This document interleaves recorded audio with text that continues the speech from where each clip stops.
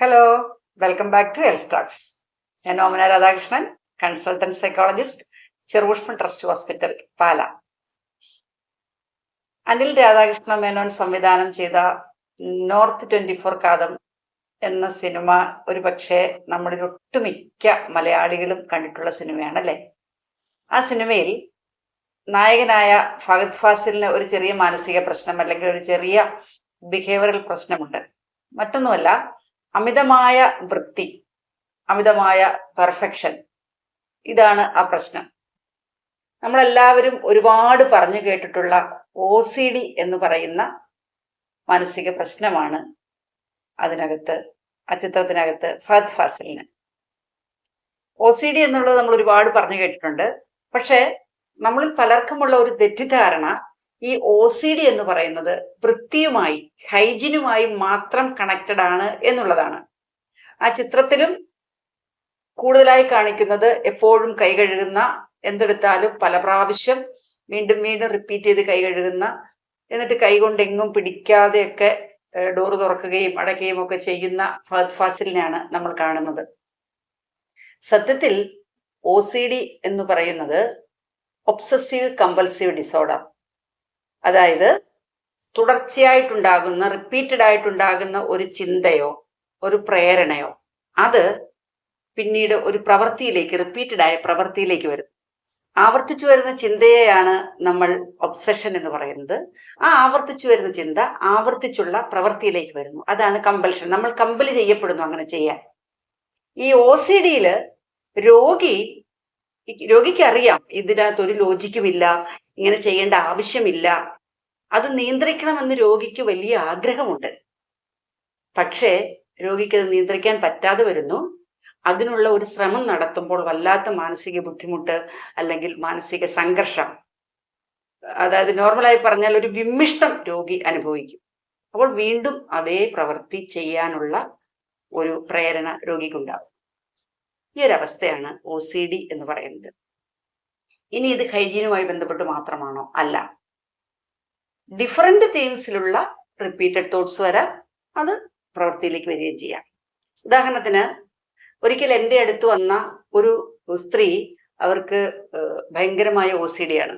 അതായത് അവർ യാത്ര ചെയ്ത് പോകുന്ന സമയത്ത്, ഡ്രൈവ് ചെയ്യുന്ന പോകുന്ന സമയത്ത് എവിടെയൊക്കെ ഈ ഗ്രോട്ടയോ അല്ലെങ്കിൽ കുരിശുപള്ളികളോ കാണുന്നോ അവിടെയൊക്കെ നിർത്തി ജസ്റ്റ് ഒന്ന് സ്റ്റോപ്പ് ചെയ്ത്, അല്ലെങ്കിൽ പോകുന്ന വഴിക്ക് തന്നെ അവർ കുരിശ് വരച്ചിട്ട് പോകും. എപ്പോഴെങ്കിലും അബദ്ധവശാൽ അവർ ഏതെങ്കിലും ഒരു ഗ്രോട്ടോയുടെ മുന്നിൽ കുരിശ് വരയ്ക്കാൻ മറന്നു പോയിട്ടുണ്ടെങ്കിൽ അവർക്ക് പിന്നെ വലിയ ടെൻഷനാണ്. അയ്യോ, എന്തെങ്കിലും സംഭവിക്കുമോ, പോകുന്ന വഴിക്ക് എന്തെങ്കിലും സംഭവിക്കുമോ? അത് ഓർമ്മ വരുന്നിടത്ത് വെച്ച് അവർ തിരിച്ചു വന്ന് കുരിശ് വരച്ചിട്ട് പോകുന്ന നിരവധി സംഭവങ്ങൾ ഉണ്ടായിട്ടുണ്ട് എന്നാണ് എന്നോട് പറഞ്ഞത്. മറ്റു ചിലർക്ക് ഈ പ്രശ്നമുള്ളത് ഗ്യാസ് സ്റ്റവ് ഓഫ് ചെയ്യുന്നിടത്തായിരിക്കും. ഗ്യാസ് സ്റ്റവ് ഓഫ് ചെയ്തിട്ട് റൂമിലേക്ക് വരുന്നു, ഓഫ് ചെയ്തൊന്ന് സംശയം, തിരിച്ചു പോയി നോക്കുന്നു, വീണ്ടും ഇത് ആവർത്തിച്ചുകൊണ്ടേയിരിക്കും. ചിലർക്ക് ഡോർ ലോക്ക് ചെയ്യുന്നിടത്തായിരിക്കും.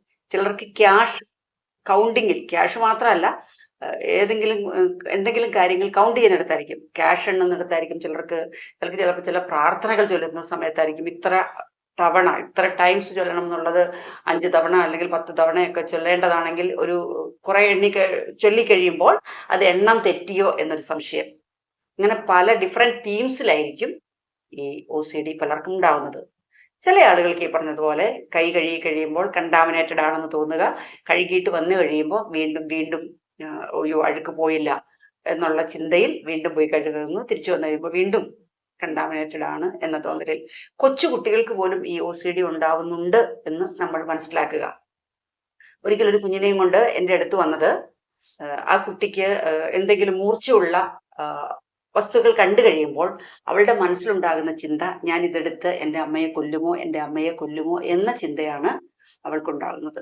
അതുകൊണ്ട് ഇത്തരം മൂർച്ചയുള്ള വസ്തുക്കളൊന്നും ആ വീട്ടിൽ അവളുടെ കൺമുന്നിൽ വെക്കാൻ വയ്യാത്ത ഒരവസ്ഥ. ഈ ചിന്ത വരുമ്പോഴേക്കും കുട്ടി വല്ലാതെ മാനസിക സമ്മർദ്ദത്തിലാവുന്നു, കുട്ടിക്ക് ഇത് അമ്മയോട് പറയാനുള്ള ബുദ്ധിമുട്ടുണ്ടാകുന്നു. ഇങ്ങനെ ഡിഫറെന്റ് തീംസിലുള്ള OCD-കളാണ് സംഭവിക്കുക. അതൊരിക്കലും ഹൈജീനുമായി മാത്രം കണക്റ്റഡ് അല്ല എന്ന് നമ്മൾ മനസ്സിലാക്കുക. ഈ രോഗം വരാനുള്ള കാരണമെന്ന് പറയുന്നത് നമ്മൾ സാധാരണ മറ്റു പല മാനസിക പ്രശ്നങ്ങളെ കുറിച്ച് പറയുന്നത് പോലെ ഇതിനകത്ത് ജനറ്റിക് ഉണ്ട്, അതുപോലെ തന്നെ ഹോർമോണൽ ചേഞ്ചസിന്റെ അല്ലെങ്കിൽ ന്യൂറോ ട്രാൻസ്മിറ്റേഴ്സിന്റെ ബാലൻസിലുണ്ടാകുന്ന പ്രശ്നങ്ങളുണ്ട്. ചെറുപ്പത്തിൽ വല്ലാത്ത ഒരു എന്താ പറയുക ഡിസ്പ്യൂട്ടഡ് ആയിട്ടുള്ള അല്ലെങ്കിൽ വല്ലാത്ത അബ്യൂസിലൂടെയൊക്കെ കടന്നു പോന്നിട്ടുള്ള കുട്ടികൾ അവരുടെ മാനസിക പിരിമുറക്കം കുറയ്ക്കാൻ വേണ്ടി ഏതെങ്കിലും കാര്യങ്ങളൊക്കെ ശ്രദ്ധ കൊടുത്ത് അത് റിപ്പീറ്റഡ് ആയിട്ട് ചെയ്ത് പിന്നെ അതൊരു ഒബ്സഷനായി വരുന്ന രീതികളുണ്ട്. പല കാരണങ്ങൾ കൊണ്ട് ഈ OCD ഉണ്ടാകാം. പക്ഷേ ഇത് ഒരിക്കലും നമ്മൾ നിസ്സാരമായി തള്ളിക്കളയേണ്ട ഒന്നല്ല എന്ന് നമ്മൾ മനസ്സിലാക്കുക. തുടക്ക സമയത്തുള്ള 1-2 പ്രാവശ്യം നമ്മൾ റിപ്പീറ്റഡ് ആയിട്ട് ഒരു കാര്യം ചെയ്തു, റിപ്പീറ്റഡ് ആയിട്ട് ചെക്ക് ചെയ്തു, അത് വലിയ പ്രശ്നമുള്ള കാര്യമല്ല. പക്ഷേ അത് മുതിർന്നു വരും തോറും അത് നമ്മുടെ ഡെയിലി ലൈഫിനെ തന്നെ ബാധിക്കാൻ തുടങ്ങും.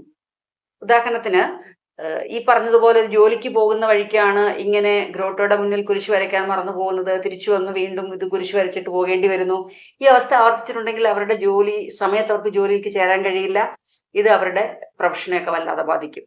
വീട്ടിലാണെങ്കിലും മറ്റുള്ളവരെ കൂടി ഇത് ബുദ്ധിമുട്ടിലേക്ക് എത്തിക്കും. അങ്ങനെ പ്രശ്നങ്ങൾ ഉണ്ടാകാനുള്ള സാധ്യതയുണ്ട്. തീർച്ചയായും ഇത് ഒരു ട്രീറ്റ്മെന്റ് വേണ്ട പ്രശ്നം തന്നെ ആണ്.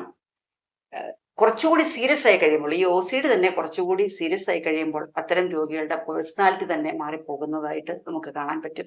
ഈ റിപ്പീറ്റഡ് ആയിട്ടുള്ള ചിന്തയും പ്രവൃത്തിയും കൂടി വരുന്നുണ്ട് എന്ന് കണ്ടു കഴിഞ്ഞാൽ അത് പൂർണ്ണമായും ചികിത്സിച്ച് ഭേദമാക്കാൻ പറ്റുന്ന ഒരു സാഹചര്യമാണ്. അത് ട്രീറ്റ്മെന്റിന് വിധേയമായില്ലെങ്കിൽ പിന്നീട് അത് ചികിത്സിച്ച് ഭേദമാക്കാൻ പറ്റാത്ത ഒരവസ്ഥയിലേക്ക് എത്തിച്ചേരാനുള്ള സാധ്യതയുണ്ട്. അപ്പോൾ അത് പൂർണ്ണമായും ചികിത്സയ്ക്ക് വിധേയമാക്കേണ്ട ഒരു കാര്യം തന്നെയാണ്. ഇതിന്റെ ചികിത്സയ്ക്ക് ശരിയായ വിധത്തിൽ പറഞ്ഞാൽ മെഡിസിനും വേണം, അതോടൊപ്പം തന്നെ സൈക്കോതെറാപ്പിയും വേണം. അപ്പോൾ ആദ്യമേ തന്നെ നമ്മൾ ഏതെങ്കിലും ഒരു മനോരോഗ വിദഗ്ധന്റെ സഹായത്തോടെ ഇതിനു വേണ്ട മെഡിക്കേഷൻ എടുക്കുക.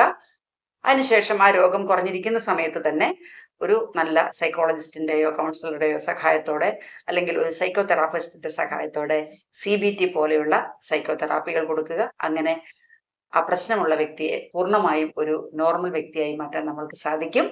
അതിന് സാധിക്കട്ടെ എന്ന് ആശംസിക്കുന്നു. മറ്റൊരു വീഡിയോയുമായി വീണ്ടും കാണാം. ഇത്തരം വീഡിയോകൾ താല്പര്യമുണ്ടെങ്കിൽ വീഡിയോ സബ്സ്ക്രൈബ് ചെയ്യാൻ മറക്കണ്ട. Be happy, stay healthy.